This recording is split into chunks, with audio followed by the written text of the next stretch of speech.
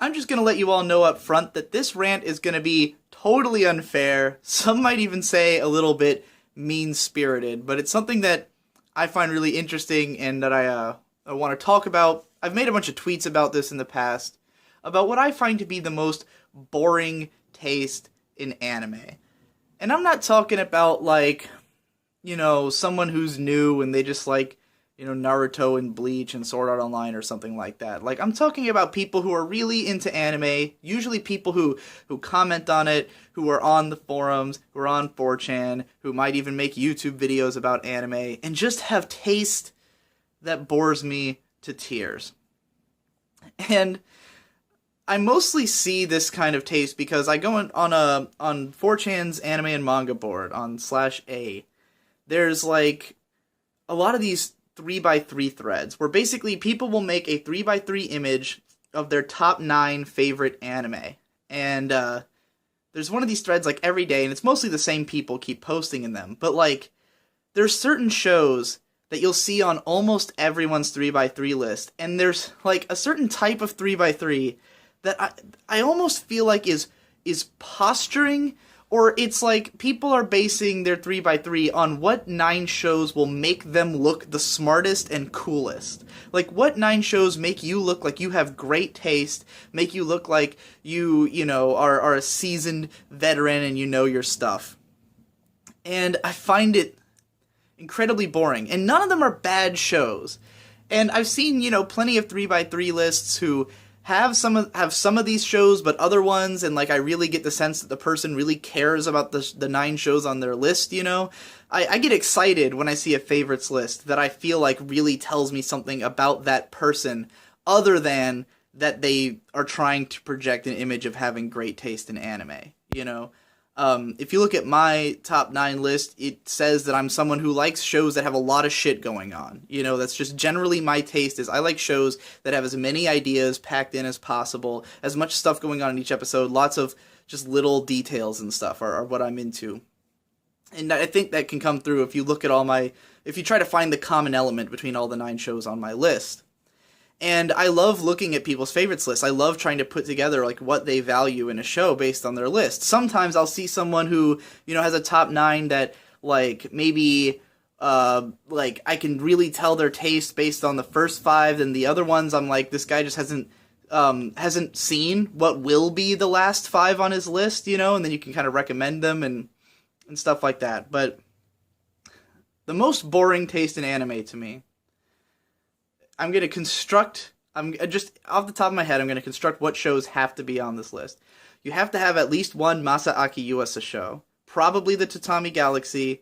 Kaiba is acceptable. Probably not Kemonozume. Ping Pong is acceptable now.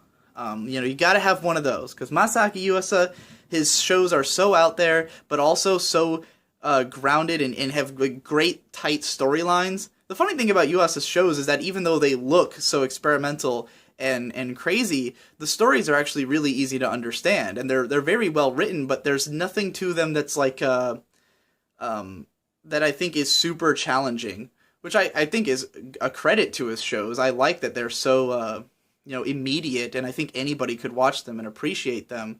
But they're just these solidly, tightly written stories that almost remind me more of films, or of like, of some of the classic films that people love. So you gotta have one of those. You gotta have some stuff from the 80s, either from World Masterpiece Theater, so like Anne of Green Gables, or fucking, 50,000 Leagues in Search of Mother. Is it 40,000? I don't remember how many leagues it is. 80,000? Leagues in Search of Mother. Maybe it's 3,000. I really don't remember. You gotta have one of the World Masterpiece Theater shows, or something directed by Osamu Dezaki. So either like Onisama A, if you're like really trying to go out there, or Rose of Versailles, or Ashita no Joe. You gotta have one of those, because those are what are gonna make you look like cultured, like you've seen stuff, from before the time that everyone else is into. Gotta have Legend of the Galactic Heroes. Big, long, smart show. Everyone respects it. It's known for having the best plot in a show, this densely complex story with all these characters and moving parts. You gotta have that. Then you gotta have Mushishi, because, you know, it's so artistically beautiful and such a deep tone, and it uses the medium to its full advantage and all that stuff. And then you gotta have Aria the animation, because even though you don't want to project that you like cute girl shows or anything like, you know, otaku-y, this show, despite being mostly, you know, having a cast of cute girls, is so atmospheric and so soothing and not like those other shows. It doesn't have any of those pratfalls that you can, you know, you can love this show and still have this air of being a smart, dignified anime fan. You know, it's a show that has appeal outside of otaku. While you're at it, you could also have Yokohama Shopping Log, Yokohama Kaidashi Kiko, especially if this is a manga list, that has to be on there. You know, you've got to have one of the classic 80s or 90s sci-fi films, probably Ghost in the Shell, maybe Standalone Complex. Akira is an acceptable one. You know, you have to have some of those just classic 90s sci-fi or cyberpunk. And then you've got to have like something from the late 90s or early 2000s that's just widely acclaimed. You can have Cowboy Bebop if you want, Serial Experiments Lain, you know, anything that's sort of smart and intellectual from the late 90s, early 2000s. And this is how you build the ultimate favorites list. And the reason that this favorites list bothers me so much, again, it feels so much like it's trying to go towards consensus appreciated stuff that nobody's going to disagree with you on. Nobody's going to be like, you put Mushishi on your top 9? Because everyone respects Mushishi. Even people who don't like Mushishi respect it because it looks so smart. It looks like a really smart show, you know? Whereas if you say don't like K-On!, then people who don't like it will often have no respect for it because it doesn't look smart. It looks like some cute girls whatever bullshit show, you know. But a show like Mushishi, everyone looks at it and they go, well, obviously it's good. I mean, I don't like it. I think it's boring, but obviously it's good. That wasn't my opinion, by the way. I think I've got a Mushishi DVD around here somewhere. By the way, this is my favorites shelf. Anything that I like more than everything else I have is on this shelf, which is why I'm filming in front of it. But, you know, I get that feeling when I see those 9 balls of like projecting this image, and when it starts to fall apart for me is when people start putting on shows that I don't like at all, or that I think are just overrated and like for that kind of show, like Ergo Proxy. When I see a show that's like 8 other shows that I think are great, and then I see Ergo Proxy, and then I really get this feeling like I feel like people like Ergo Proxy just because it's different, just because it looks like a smart, interesting show. But I find it hard to believe that there's so many people who legitimately think that it's great, because, I don't know, I just think it's so boring most of the time and doesn't end up making a lot of sense, and half the time it looks like complete shit. The animation falls apart throughout the whole midsection of the show, and, like, no one can ever explain to me why they love it, other than, like, every time I see a review of Ergo Proxy, it's always like, it's so different, and it's intellectual, and I'm like, well, how? Why? And that's the thing about all these shows. Anytime someone, like, talks about why they like them, why are they in your favorites list, why are they worth recommending to everyone, it's always like, it's so inventive, it's so different, it's so unique. Katana Gatari is another one that, like, I don't find that impressive of a show, but it looks so different that I feel like it's easy to, you know, if you like it at all, to be like, yeah, I don't feel ashamed of liking this, because look how different it is from all the mainstream stuff, you know. When I look at my own top 9, like, there's some stuff I have, like K-On! I obviously have to get defensive about. Kill La Kill is one that, like, is like an even split between people who think it's an amazing show and people who think it's trash.